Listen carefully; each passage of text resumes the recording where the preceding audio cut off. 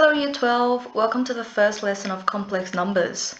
You should be able to access the class OneNote for all these completed set of notes, but just reminding you that on our first tab with the chapter title, I've done a screenshot of the Cambridge textbook exercises and the syllabus dot points.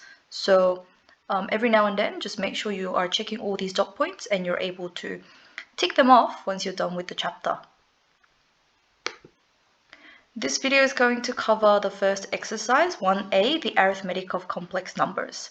For all the notes that you see, I'm happy for you to copy them down as they are, or if it takes too long, I'm also happy for you to either rephrase it in your own words, or maybe you can just do a screenshot and print it out. Okay, starting with the number system. Before we've been dealing with real number system, so everyone should be aware of these symbols, but just as a reminder, let's go through them once again. So the smallest set of the numbers that we see is the natural numbers, also known as the counting numbers. So they would be basically positive whole numbers that we use to count. 1, 2, 3, 4, ... And the fancy Z stands for integers, which include 0 and negative whole numbers as well. For example, like this. And outside that, we have rational numbers denoted with a fancy Q. And that would include all the numbers that can be written in the form of a fraction. So that could include fractions themselves. It could be decimals. It could be negative fractions or decimals, and so on. And if you can't write the numbers in the form of a fraction, we would refer to them as irrational numbers, denoted by the fancy Q with a bar on top of it. So those would be numbers like surds, or pi is also irrational. And all of them together, we would call them the real numbers.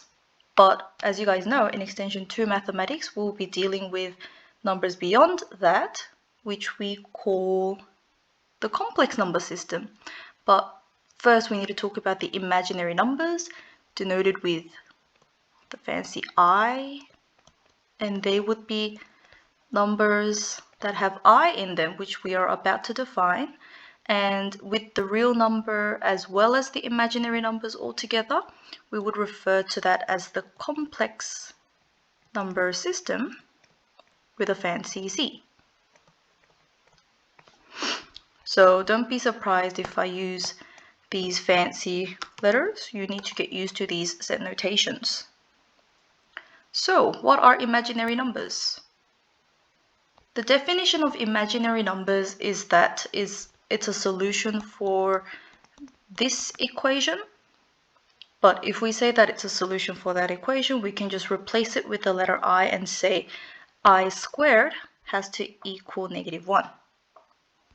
And we can use this just like the pronumerals in algebra to do the mathematical operations.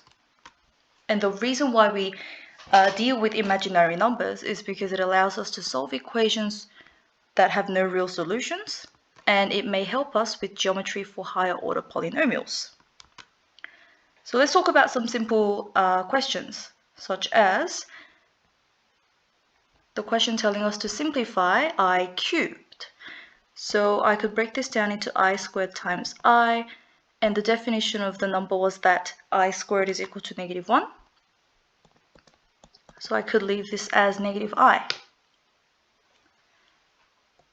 If it's I to the power of 4, I could break it down into I squared times I squared. That would be -1 times -1. So in this case, it'll be +1. If you've got I to the power of a large number, we could possibly use the previous definitions. For example, I know 4 fits into 29 7 times with an extra index left over. And I already know that I to the power of 4 gives +1. And knowing that, I also know that 1 to the power of 7 is just 1. So 1 times I would of course be I. I probably didn't need that second step there. Part D. Similarly, I can break this down. So the first line is probably not even necessary for some of you. Once you get used to these operations, you might be able to do it in one go. But I can break this down into I to the power of 4 times I squared times I. And for I to the power of 13, I also know that I can fit in 4 3 times with an extra I left over. I to the power of 4 is equal to 1. I squared would be -1 times I. And this one, it's 1 to the power of 1 to the power of 3. So it becomes 1 times I. So as a whole, I'm doing -I plus I, and that results in 0. I used 4 lines, but really, you could probably do that in 2 lines. Okay. So now we talked about imaginary numbers. Complex numbers would be basically a combination of real numbers and imaginary numbers. So any numbers in the form a plus ib, where a and b are real numbers, would be called complex numbers. And note how we don't just use this expression, we actually give it a name, say z, or we could use other letters, and that's just to emphasize that even though there are 2 components to the complex number, it's actually really meant to be just one number that is represented with 2 components. So the 2 components, the a would be the real part of the complex number, and we often denote the real part as re bracket z, and of course you can see the z can be replaced with the label of the actual complex number. And the b is the imaginary part of z, and we can denote that as im bracket z. But just note there that when we say b is the imaginary part, of course we're not saying that the b is imaginary, because we did define b to be the real number. We probably mean more of it as the coefficient of the imaginary part, but just for the convention of the labeling, we just say that b is the imaginary part, and we just represent it as im of z. So please note that. Excuse me. For 2 complex numbers to be equal, we want both the real parts of them and the imaginary parts of them to be equal. And I think that's pretty straightforward. Let's move on to operating with complex numbers. Complex numbers follow the same rules of operations, and you could almost think of it as collecting like terms or even surds. They follow the same rules.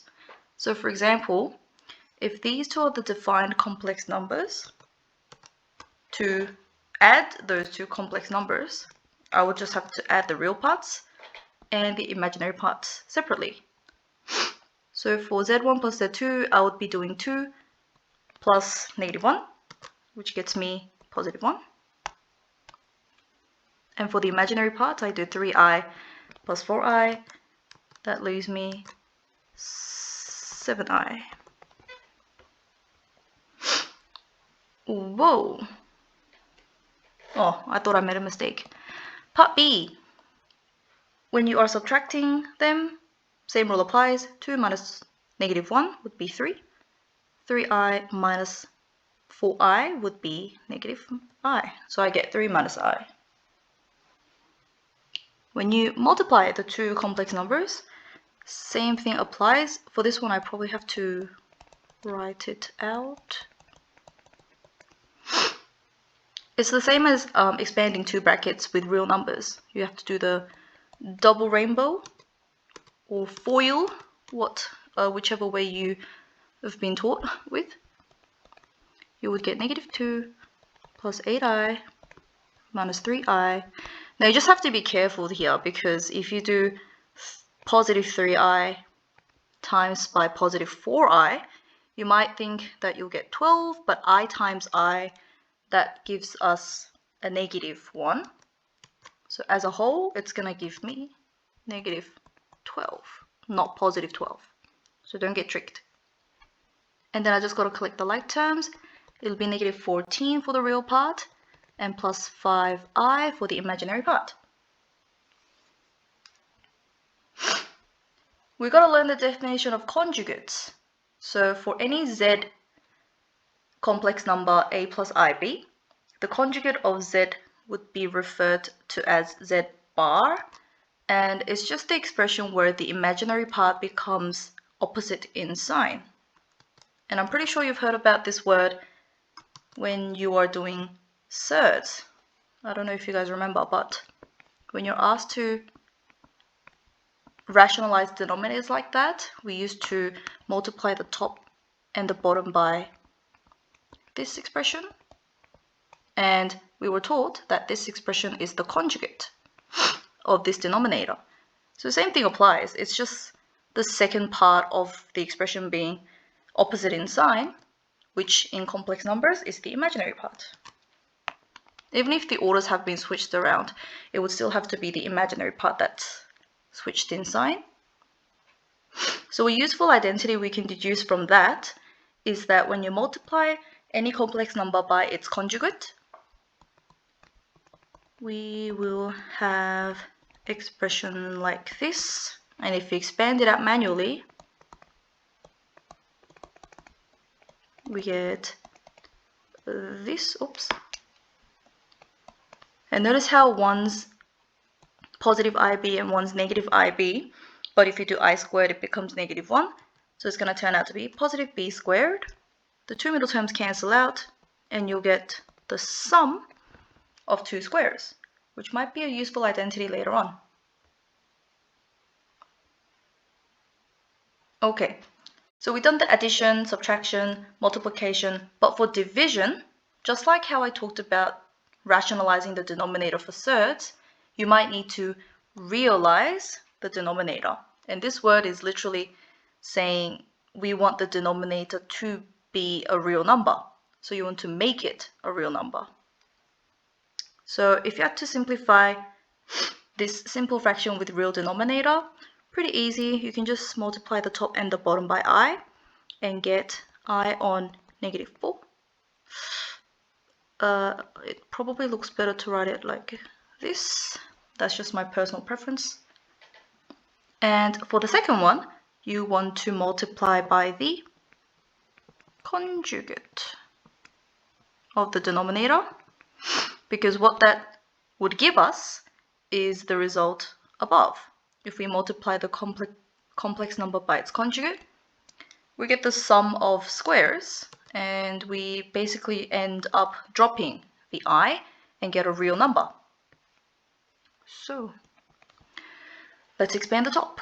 15 plus 20i plus 6i minus 8 all over. This one I can just use sum of two squares, so I'll end up getting 9 plus 16. So simplifying the real parts, I get 15 minus 8 on top, that's 7, and the denominator is 25. Let me just separate the real and the imaginary part. So for the imaginary on top, it'll be 26i with the denominator 25. So that would be the expression.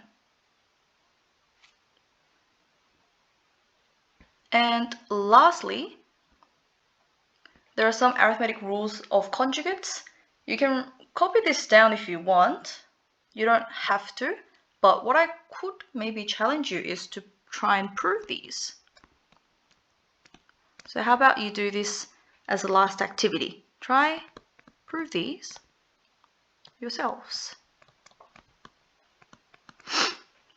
And with any general proofs like this, it's good to define what they are. So just as a hint, let's say try and label the W and the Z as two different complex numbers. So you might label them as A plus IB and C plus ID, or you can use any other letters, but I chose to just pick the first four alphabets, A, B, C, D. and see if you can prove it yourself. Should be pretty easy, but if you're not sure, you can send me an email, but I'm sure you guys can do it by yourselves, or you can help each other to get through the proof.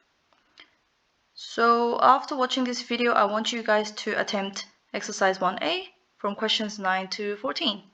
Good luck!